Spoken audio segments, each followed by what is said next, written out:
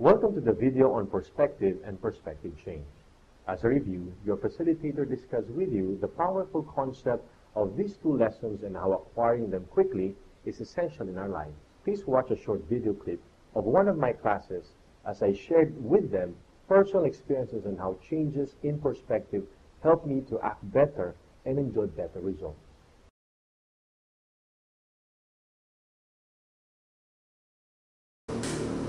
I'd like to share with you 3 experiences from my life of how changes of perspective saved me, helped me. Story number 1. If you and I met each other when I was 18 years old, before I went on the mission, and if you asked me the question, James, what is your perspective of work? Again, if you met me when I was 18 years old, before I went on the mission, and your question to me was, James, what is your perspective of work? I'll give it to you straight and clear. Because my perspective of work before I went on a mission, it was very simple. Work is a burden. I cannot sugarcoat that any further.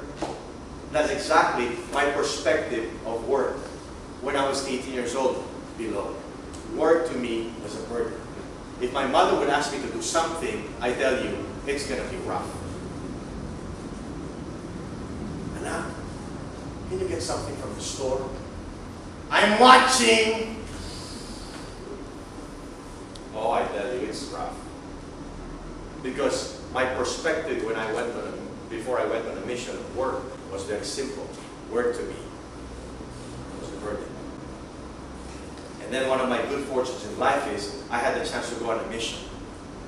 Brothers and sisters, I stand in front of you today as a returned missionary.